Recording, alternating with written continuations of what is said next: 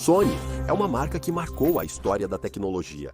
Não sei se você é velho o suficiente para ter tido um Walkman, mas este último revolucionou a música.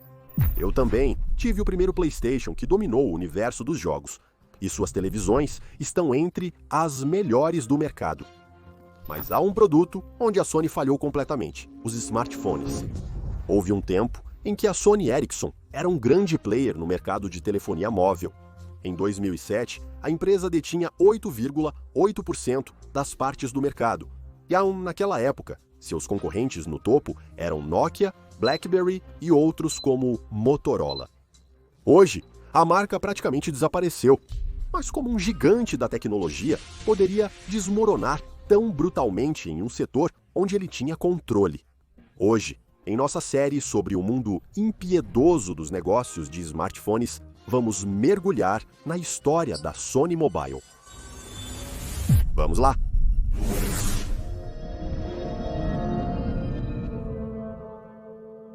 No final dos anos 90, o mercado de telefonia móvel explode. Nokia e Motorola dominam o mercado, mas uma revolução tecnológica se aproxima, como mencionei recentemente em um vídeo. Tela colorida, câmera integrada e até mesmo música móvel. Mas duas empresas, Sony e Ericsson, lutam para se estabelecer. Ericsson, especialista em comunicação, detém 10% do mercado, mas sofre com uma imagem muito técnica. Além disso, em 2000, um incêndio em uma fábrica da Philips paralisa sua produção e agrava suas dificuldades. Sony, que já é um gigante da eletrônica, se destaca no áudio, vídeo e consoles de jogos. Mas seus telefones carecem de visão estratégica. Você vê isso chegando. Em 2001, as duas empresas chegam à conclusão de que a união seria perfeita e fundem suas divisões móveis para criar a Sony Ericsson, uma aliança onde a Sony traz sua expertise em multimídia e a Ericsson traz seu know-how em telefonia. A aposta funciona rapidamente. O primeiro sucesso deles é o T68i, um dos primeiros telefones com tela colorida e Bluetooth, seguido pelo T610, que populariza a fotografia móvel. A Sony Ericsson inova com a linha K, dedicada aos fotofones, como o K750, com sensor de 2 megapixels e autofoco, e a linha W, certificada pela Walkman, que integra um leitor de MP3 de alto desempenho e autonomia impressionante. Eu tinha e posso garantir que esse telefone era uma joia para a época. Com seus modelos, a Sony Ericsson se torna uma referência. Seu design ousado, domínio da fotografia e som atraem o público jovem e tech-savvy. Eu era apaixonado por tecnologia na época e ainda sou, porém, um pouco menos jovem. Em 2007, a marca atinge seu auge, com 8,8% de participação no mercado e vendas recordes. Mas nesse mesmo ano, um David entra na arena e vai colocar todos os Goliates da época de joelhos. Steve Jobs sobe ao palco e apresenta o iPhone, um choque que abala a indústria. Sony Ericsson, que obteve sucesso com telefones de teclado físico, é surpreendida. A era do smartphone touchscreen começa e, sem saber, a empresa inicia seu declínio.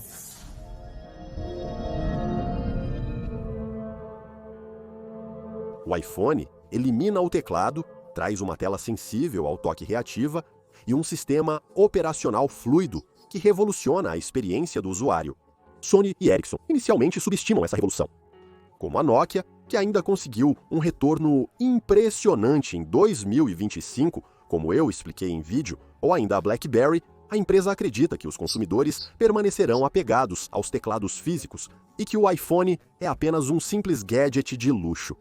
Assim, a Sony segue investindo em linhas como Walkman e Cybershot, ainda eficientes, mas superadas pelos smartphones.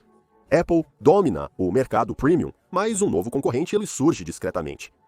A Samsung adota rapidamente o Android e desenvolve smartphones mais acessíveis e eficientes.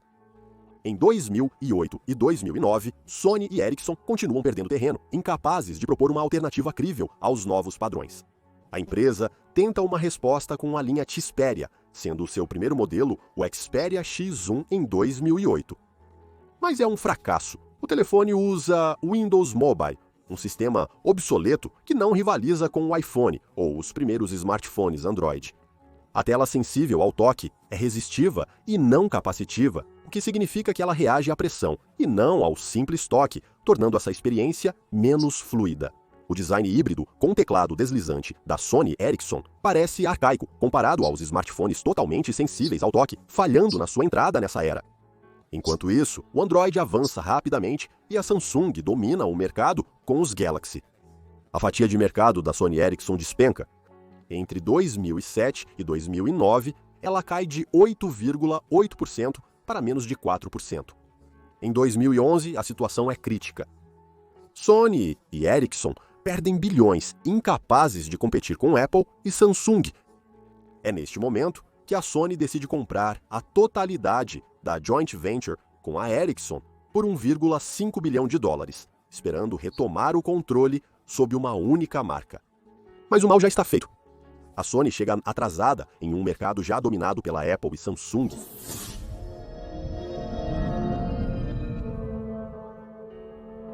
Após longas negociações, em 2012, a Sony finalmente assume o controle total da Sony Ericsson e tenta reverter a situação lançando uma nova linha sob a marca Sony Xperia. O objetivo é claro, competir com o iPhone e o Samsung Galaxy, apostando na expertise da Sony em tela, sensor de foto e design.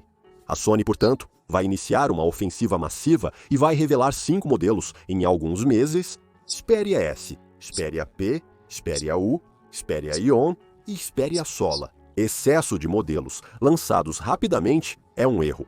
Ao invés de oferecer uma alternativa nítida aos líderes do mercado, a Sony confunde os consumidores com linhas de produtos de nomes complexos e diferenças sutis. O desafio não é só a quantidade de modelos, mas também a estratégia. Os Xperia têm bom design, mas pouca inovação. Em um cenário onde a Apple impõe o iOS e a Samsung aproveita a flexibilidade do Android, a Sony carece de uma identidade marcante. O marketing é catastrófico. Diferente da Apple, que cuida da comunicação, e da Samsung, que realiza campanhas agressivas, a Sony Mobile não sabe vender seus telefones. Publicidade insuficiente, lançamentos mal-sucedidos, presença limitada em lojas e preços inadequados. A Sony tenta vender seus smartphones a preços premium, sem oferecer um verdadeiro diferencial em relação aos iPhones e Galaxy. Porém, o erro mais sério da Sony é a lentidão em reagir às novas tendências. A partir de 2015, a Sony aposta tudo na experiência visual com telas de 4K e uma qualidade de foto impressionante. O Xperia Z5 Premium é o primeiro smartphone com tela 4K, mas a tecnologia é inútil em uma tela tão pequena e reduz a duração da bateria. O mercado não acompanha. Além disso, a Sony é lenta na adoção das tecnologias atuais, as telas de borda a borda. A Sony permanece fiel aos designs clássicos com enormes bordas. O reconhecimento facial está ausente. A Sony demora para integrar os sensores de impressões digitais sob a tela. Os sensores duplos de foto estão presentes na Apple e Samsung, mas a Sony os adota com atraso, estagnando enquanto os concorrentes evoluem rapidamente. Ao focar no segmento ultra premium, sem dominar os códigos de marketing e inovação, a marca se afasta do grande público.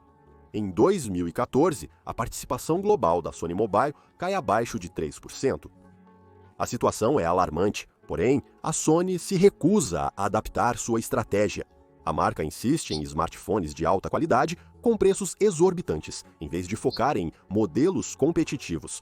O golpe de misericórdia chega em 2019. A Sony Mobile anuncia sua retirada total de diversos mercados, como América do Norte e América Latina, onde as vendas se tornaram irrisórias.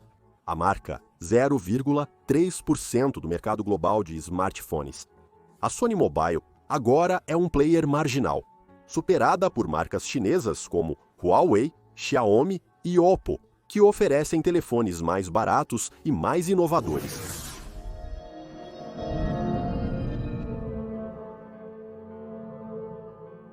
Em 2020, a Sony Mobile é só uma sombra do que já foi.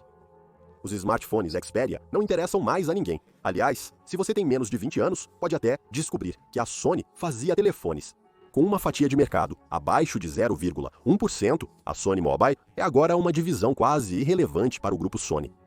Apesar dos fracassos, a Sony persiste no mercado de smartphones. Em 2021, eles tentam uma nova abordagem com os Xperia, 13 e Xperia 5.3. Dois modelos Ultra Premium para fotógrafos e videomakers profissionais. A marca aposta no domínio dos sensores de foto, integrando tecnologias de seus famosos aparelhos Sony Alpha.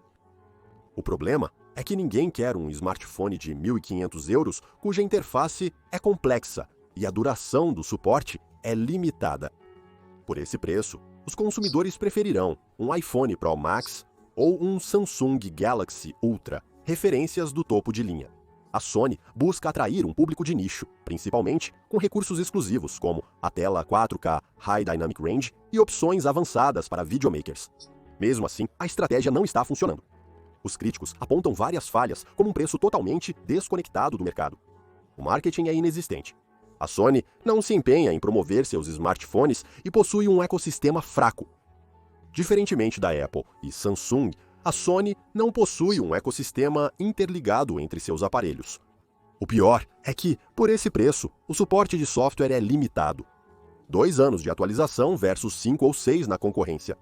Em 2022, a Sony Mobile encerrou a produção para vários mercados, como Índia, América do Sul e África, focando apenas no Japão e em alguns países europeus, incluindo a França. Os números são devastadores. A 2 milhões, enquanto a 230 milhões e a Samsung 260 milhões. Em 2023, a divisão móvel da Sony gera apenas centenas de milhões de dólares em receita, uma quantia ínfima comparada aos 90 bilhões de dólares de faturamento anual do grupo. O veredito é incontestável. A Sony perdeu relevância no mercado de smartphones.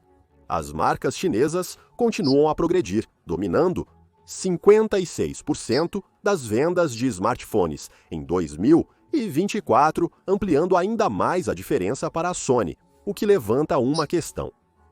A Sony vai abandonar completamente os smartphones? Por enquanto, pelo menos, a marca mantém artificialmente a linha Xperia, oferecendo 1 ou 2 modelos por ano.